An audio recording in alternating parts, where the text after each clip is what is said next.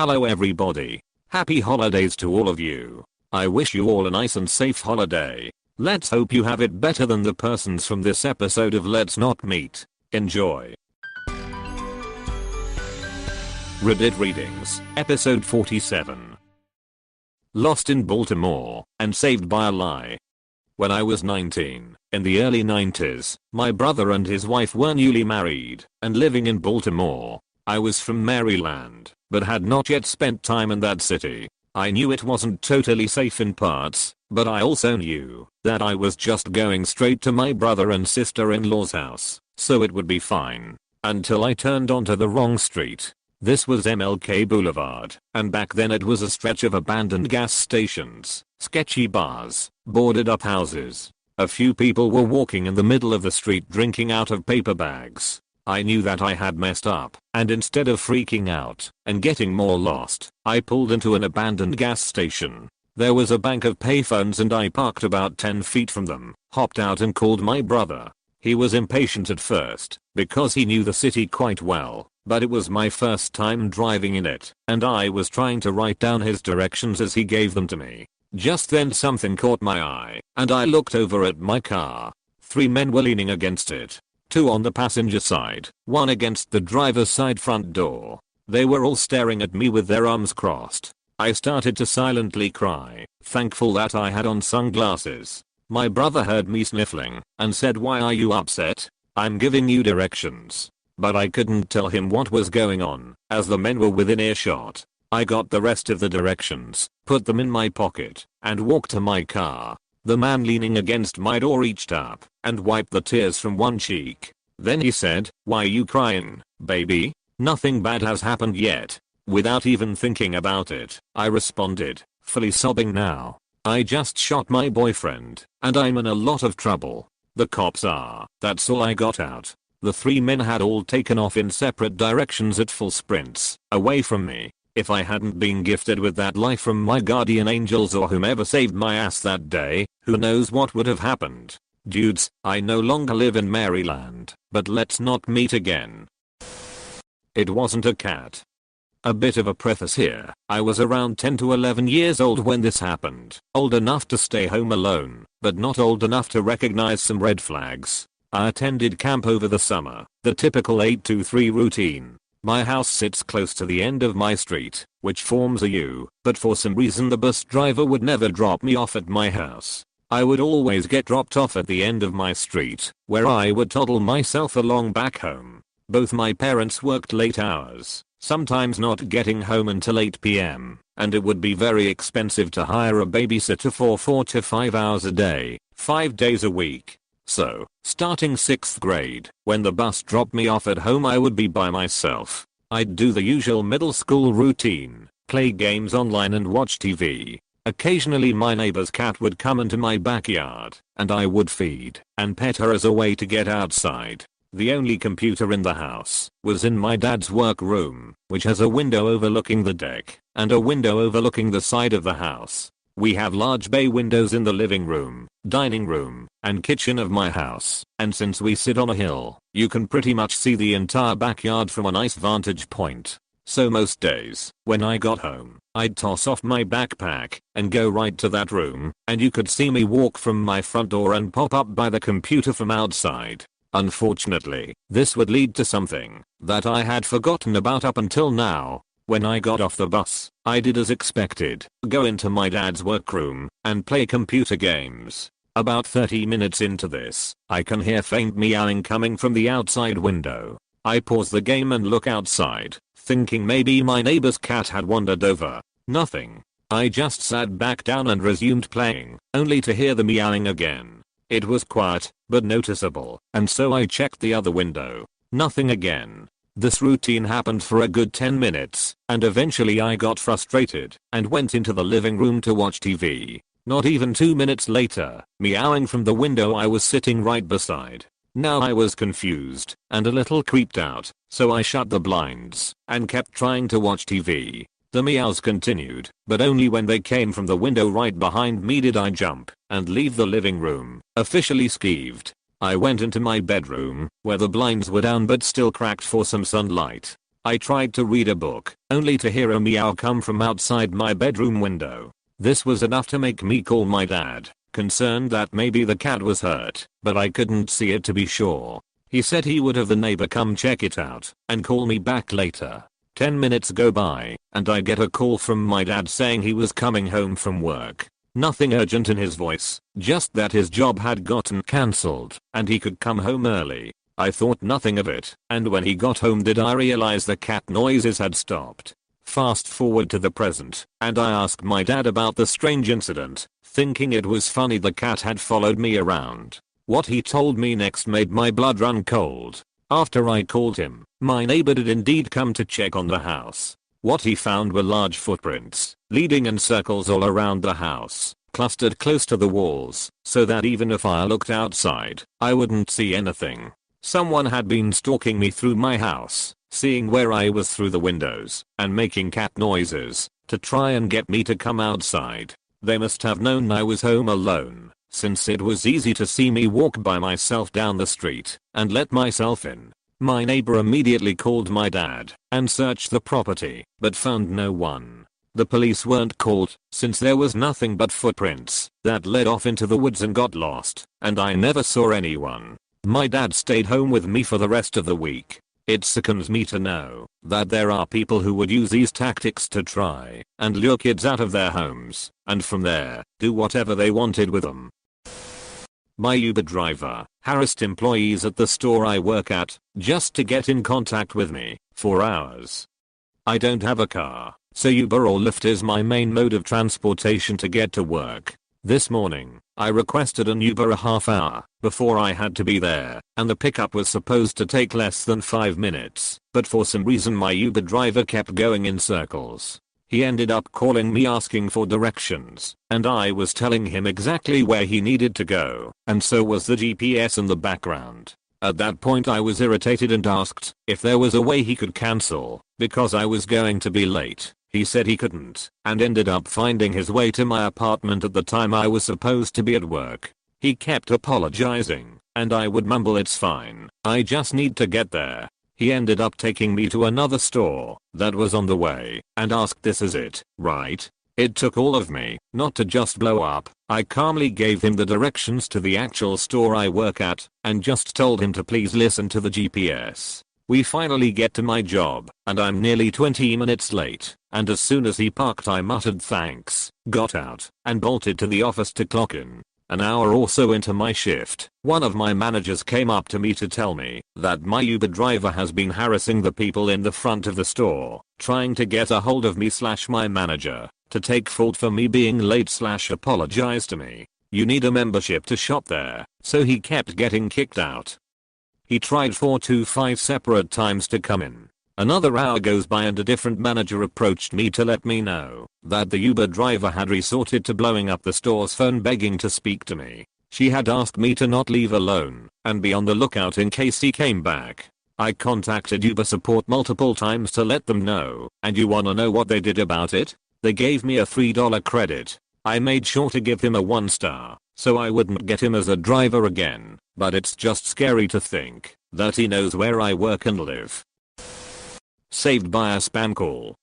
Until recently, I, 22 female, was doing door-to-door election work, getting people registered to vote etc., and had to quit because I was made acutely aware of how easily I could end up in a very dangerous situation. At my job, we all got driven out in a van to different areas and dropped off alone for about 8 hours until we got picked back up. We each had an iPad with a list of addresses and the names of people living at those addresses as well as their age and gender, so we generally had an okay idea of whether or not the person who answered the door was the person we were looking for. Quite often, though, a family member would answer the door and then go and get the person I was trying to speak with, so having a random person answer the door wasn't unusual at all. It was also an unusually cold day and was around 8 PM, so it was already dark. So, when a guy in his mid to late 20s asked me to step inside for a moment while he got his father, who was the person I was looking for, I felt a little uneasy, but didn't want to be rude, especially since he asked me if I needed a water bottle or anything. After I stepped inside, though, he closed the door, saying he didn't want to let the heat out, and then said he was going to go get his father from the kitchen. While I was waiting for them to come back, I stepped further in, away from the door, so that I could pet his dog, who was very friendly. All of a sudden I realized the guy was behind me, in between me and the door, because I had walked forward towards the dog, and there was a hallway running perpendicular to the direction of the front room that ended close to the front door, if that makes sense. This guy then told me that he had been mistaken, and his dad actually wasn't at home. I honestly think my brain froze for a couple minutes, because I just stood there, staring at him, and unable to understand what was happening. The guy then started asking very personal questions in the way he was talking, and his body language was much more intimidating and brazen than it had been before. I'm 5 feet 8 inches and around 120, so not tiny, but this was a big fucking guy. In the middle of him talking about how it's dangerous for a nice girl like you to be out by myself at night, and how I should really be more careful, my phone rang. I didn't recognize the number, but answered anyway, and pretended like I knew who it was, and that they worked with me. It was a telemarketer, and I have honestly never been happier to get a call from anyone. As I was on the phone I mentioned the address I was at, and thanked them for being on their way. The guy tried to laugh it off, and even told me to remember what we said about staying safe out there, but I honestly think I would have been attacked if I hadn't gotten that spam call. The scariest thing to me was realizing later that he probably pretended to go look for his father out of my line of sight so that he could get a weapon or something, because otherwise why not just grab me as soon as I stupidly stepped inside? I think someone is stalking me at work. I work at a large crafting store in California and have been there for a year and 8 months now. A little background before I explain what's been going on is needed. So last year we hired a guy we will name Hayden. Hayden was a little quiet on the first day, but quickly became more talkative, and over the next couple of weeks started to never stop talking. He would constantly say weird shit. For instance, one day he was put in charge of building furniture. Our store carries stuff like furniture and home decor as well. He was apparently having difficulty assembling the table he was working on, and said something about cutting his wrists if he can't figure out how to put it together. Another time we were both working in the stockroom, and he kept talking about how much he looked like the Parkland shooter Nicholas Cross. I'll admit he did in fact look like that kid, which was creepy. I remember one day I had gotten off work and was waiting for my ride to pick me up when out of nowhere Hayden walked up behind me. He just stood there with an awkward smile on his face, and I politely asked him, "What's up?" He said something to the effect of, "Oh, nothing much, just enjoying my lunch break. I'm thinking about going inside Taco Bell, right across the parking lot from our work, and shanking someone." He pretty much laughed and said he was joking. After saying that, when my wife picked me up we saw him walking toward the Taco Bell and just flashed us this creepy ass ear-to-ear smile. So the last straw for me was when he and I were assigned to work our spring freight and get it loaded up on a large U-boat. Our shift started at 7 AM and was over at noon. It was 11 o'clock and we still hadn't finished our task because Hayden just wouldn't stop goofing around. He would also work very slowly on purpose and would only take one item to the U-boat at once. Our boss came to where we were working and was upset that we weren't done yet. He told us we would both get written up if the job wasn't finished before we were off. I was pissed off at this point and Hayden knew it. He seemed to feel bad for pretty much getting me in trouble and apologized. He then said something that really concerned me. He said in the most serious tone I had ever heard him speak in since meeting him, "If I get fired I'll shoot this place up." He went on to say that knew where all the emergency exits are and would first shoot all the cashiers and then move on to the other employees in the store. I'll admit that I didn't immediately report what he said, but it did have me on edge, and I kept thinking about what if. After some convincing from my wife I finally did the right thing and informed my manager. They took a written report from me and contacted the police. After 2 more days of working with Hayden he was fired and subsequently arrested for his threats. The week after he got arrested, my boss held a meeting with the entire staff and told everyone what happened. After everyone left the meeting he pulled me aside and revealed to me what the police and Hayden talked about during the interrogation. I don't completely remember what was said, but Hayden apparently admitted that he said what he said and kept asking if I had been the one who reported him.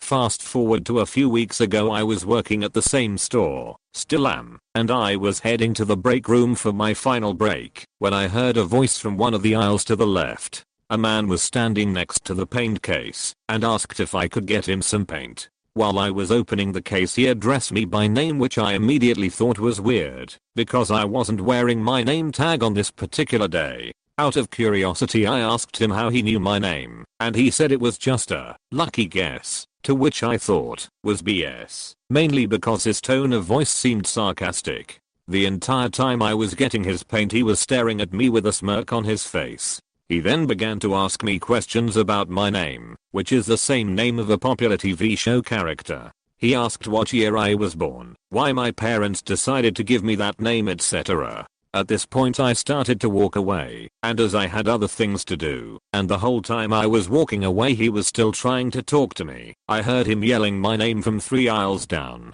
I went and stood in the warehouse until I thought he was gone. Later that same day, one of my co-workers asked me if I knew the guy who was buying the paint, and I told her I didn't. She told me that he had approached her and asked her all kinds of questions about me, like if I'm a good worker and if she likes me as a co-worker. This is an ongoing issue too, as he's come in the store 2 other times, one being yesterday during my day off, and apparently asked where I was. I don't know for sure, but I suspect that this guy might be cousins with Hayden, as they sort of look alike and have similar mannerisms. Both look similar to the Parkland shooter and have that same creepy vibe. This might not be the scariest thing on here, but it's still freaky. Vacation in Paris, human trafficking.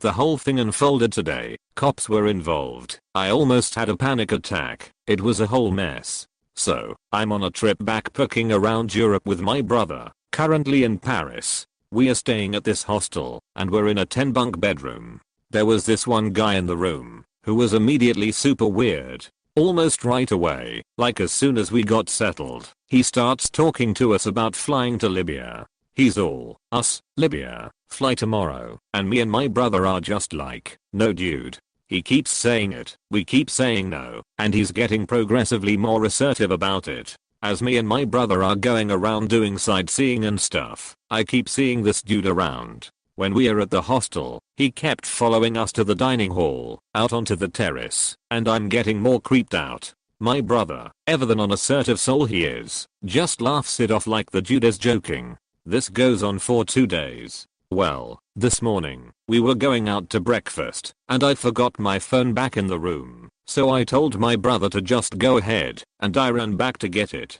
I go in the room and the dude is sitting there. There's no one else in the room, and I honestly contemplated just leaving it, but I didn't trust it alone in the room, so I planned to just grab it quickly. That morning he was still on about Libya, and was essentially bending over our beds going on about it, despite me repeatedly telling him to stop talking to us. I go in and grab my phone when he suddenly just yells, "Libya. Now, we go now." I'm very scared, since at this point we are the only ones in the room, and I just say, "Fuck off dude," and I go to leave when he blocks the door and grabs my shoulder, still going on about going to the airport and flying to Libya. I shove past him and run away to where my brother and I were going to breakfast. I decided that we were going to switch rooms because this dude was officially creep level 100. We make it back to the hostel, and before we talk to the front desk, we went outside for a smoke, and he shows up.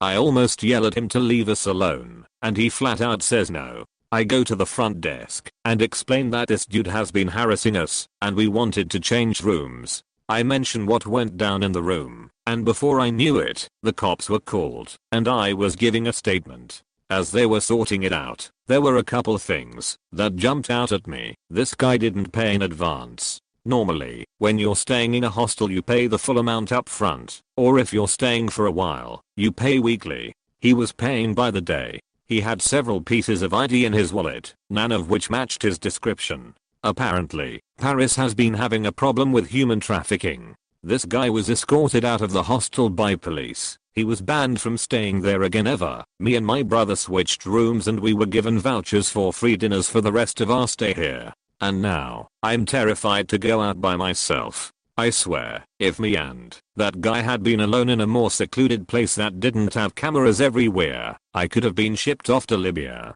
So, creepy guy from the Paris hostel, let's not meet. New Year's Eve, 1999. When I was 13, the dawning of a new millennium took place on New Year's Eve. While people were fearing the worst with the Y2K bug, or out partying and drinking, I was home alone. In 1996 my parents had split up, and from there they divorced, and my mother and I moved across the country from Oregon to Tennessee with her best friend. On the eve of the year 2000 I was home alone, and my mother was currently out of state. Now this didn't worry me, as this was not the first time. I often came home to find a note on the kitchen counter saying they had gone to Florida for a few days and that there were groceries in the fridge. Since the divorce she was regularly leaving me alone for long periods of time to go to Florida. We lived on a relatively quiet road surrounded by trees and set a few miles out of town, and I knew most of the people, if not by name, then by face enough to wave and small chat with, and had never before been given a reason to be afraid of being alone. On the night in question I was staying up late watching television. I remember I was watching the movie His Bodyguard on USA Channel, and had most of the lights on in the house, not because I was afraid, but because at 13, I wasn't concerned with electricity bills or saving the environment. I felt completely safe and protected within my little bubble of home. As I was watching the movie, I kept hearing these weird sounds outside, but I remember thinking it was probably the neighbors. Though they weren't extremely close, a couple of them were having a party/people over for the holiday. About halfway into the movie however, the power in the house suddenly went dead. I sat on the couch for a minute, just sort of in a panic daze, because it was near midnight and pitch black. I remember thinking the power must have gone out, and that it would come back on, so I just decided to sit on the couch with my blanket and wait. A few minutes passed by, when I heard a noise in the kitchen, where the back door is. My heart started racing in my chest, because I thought it sounded like the back door being shut. The back door sits just off the dining room, which is connected to the kitchen, which leads directly into the living room, where I was currently sitting on the couch. A few seconds passed after I had heard the sound, and I was straining my ears to pick up anything